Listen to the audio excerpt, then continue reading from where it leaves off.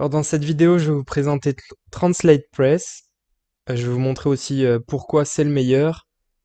On va parler de son prix et je vais vous montrer comment il fonctionne sur mon site, donc en temps réel. Donc il y a la formule développeur avec des sites illimités et toutes les fonctionnalités premium. Donc business, c'est la même chose mais seulement pour 3 sites et personnel juste pour un site. Alors la différence par contre entre personnel et business, c'est que personnel n'a pas plus euh, tous les, toutes les extensions pro, c'est-à-dire par exemple euh, voir comme si on était un utilisateur. Par exemple pour un menu, vous pouvez afficher un menu spécial pour chaque langage et surtout le must, c'est DeepL. Donc c'est pour obtenir la traduction automatique avec DeepL qui est vraiment mieux que Google Traduction. Et aussi, il y a l'utilisateur qui peut être redirigé directement sur son langage à lui. Donc il n'a pas besoin de changer le langage, ce sera fait automatiquement. Donc clairement, je conseille largement de prendre la formule business, 140 euros par an, hors TVA, donc on va dire 150 euros à peu près, mais ça les vaut largement. D'ailleurs, ils ont fait une comparaison, donc j'ai traduit avec Google. Alors, ce qui est bien, c'est que on peut traduire directement depuis l'interface en front-end, donc directement sur le texte, comme si vous étiez un visiteur, par exemple. On peut traduire tous les types de contenus. La traduction automatique avec DeepL, c'est le seul plugin qui peut le faire. On peut aussi modifier les traductions automatiques. Elles sont stockées en base de données, donc vous n'avez pas besoin de payer à chaque fois pour retraduire tout le temps. Les traductions sont gardées même si on arrête de payer la traduction. Le SEO, les métadescriptions, tout ça, c'est traduit automatiquement ou par vous-même. Compatible WooCommerce, ça c'est génial. Même la formule gratuite, elle est compatible WooCommerce. C'est pratiquement, je crois que c'est le seul plugin qui fait ça.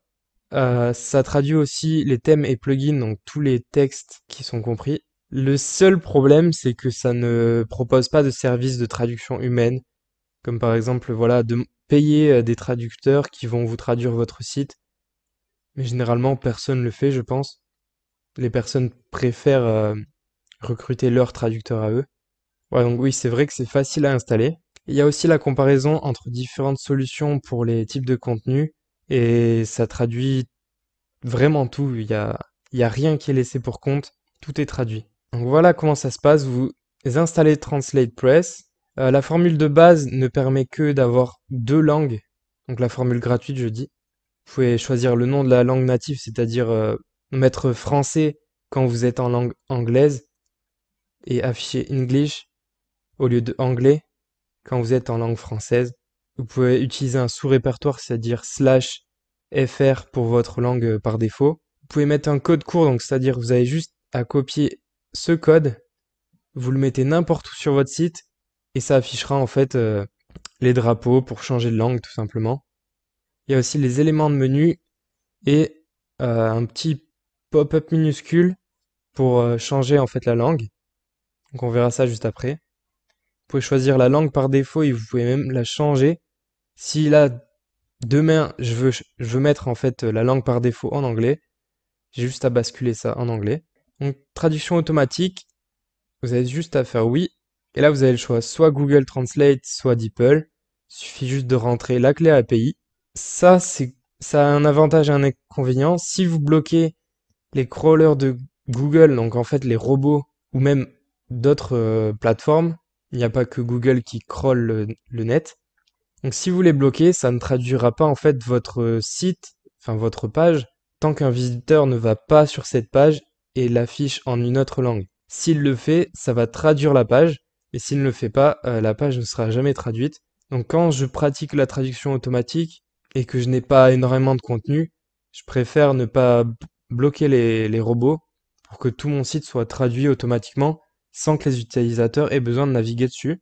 Vous avez le rapport du coup des caractères qui ont été traduits. Ensuite, modules. Il n'y a rien à faire ici. Vous avez juste les modules supplémentaires si vous voulez les acheter. Rien d'extraordinaire.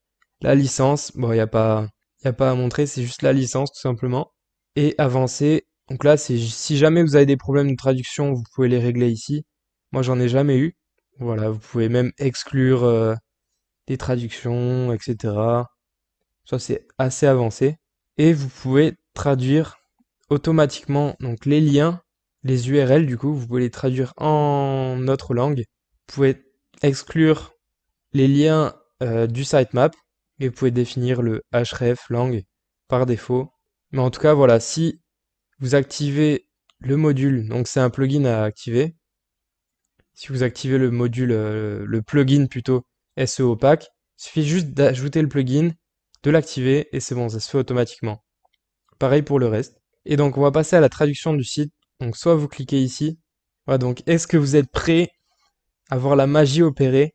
Donc je vais mettre en anglais et je vais traduire par exemple devenir vendeur. Donc become a vendor. Ensuite, à chaque fois que vous faites comment on dit, une phrase ou quelques mots, vous devez enregistrer tout le temps. Et hop, ça s'est changé. Become a vendor. Et maintenant, c'est traduit. Vous voulez traduire ça, vous cliquez ici. Vous pouvez faire suivant aussi.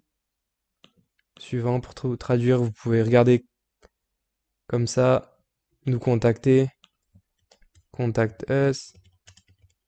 Et vous allez voir, ça va changer. Hop, contact us. Donc moi, je traduis pas comme ça, je fais de manière automatique avec DeepL. Et généralement, ça fait le boulot. Et voilà, regardez, ça traduit vraiment tout. Le titre, vous pouvez même traduire ça. Genre même un pop-up qui s'affiche, vous pouvez traduire le contenu à l'intérieur. Par exemple, imaginons là, je n'y ai pas accès. Vous pouvez taper ici, tout. Et du coup, vous pouvez le traduire aussi. On va tester. Et voilà, c'est magique. Moi, j'adore Translate Press, jamais été déçu. Ça fonctionne super bien. Donc voilà, on a traduit en anglais. Je vais vous montrer ce que ça donne en vrai, vu qu'on a traduit quelques mots. Voilà, donc il y a Become a Vendor, il y a All, Contact Us. Donc c'est bien ce qu'on a traduit. Ça nous a pris 2 secondes. Donc on peut aller là par exemple. Et donc l'autre manière, c'est tout simplement Translate Page. Vous cliquez et voilà. Et là vous pouvez tout traduire. Voilà, donc vous avez vu comment traduire le site. Il n'y a rien de plus simple. Maintenant on va voir dans le menu comment afficher ça. Comment mettre ce pop-up. Donc ça c'est tout simple, hein. Voilà, français, hop. Donc c'est parti, on va voir ça. Donc pour le pop-up, vous pouvez définir le nom complet, nom court de la langue, juste mettre les drapeaux, etc. Vous pouvez définir la localisation, donc le mettre en bas à gauche, en haut à droite, en haut à gauche. Vous pouvez le désactiver, je le désactive pour l'exemple. Et ensuite, pour les éléments de menu, vous pouvez faire la même chose, vous pouvez changer en fait le graphisme. Et donc on va voir comment ajouter. Vous allez dans le menu, vous allez dans le menu où vous voulez ajouter le langage switcher. Vous allez là en fait, vous sélectionnez tout. Donc moi il est déjà. Vous mettez la langue actuelle en haut. Et ensuite vous déplacez sous élément comme ça. Et voilà. Donc je vais pas sauvegarder puisque c'est déjà fait. Mais il n'y a rien de plus simple. Donc rappelez-vous, j'ai enlevé le petit pop-up en bas à droite. Donc voilà, il s'affiche plus. Il y a toujours mon menu ici. Voilà, et donc le shortcode, pareil, vous pouvez l'afficher où vous voulez. Vous avez juste à le copier-coller.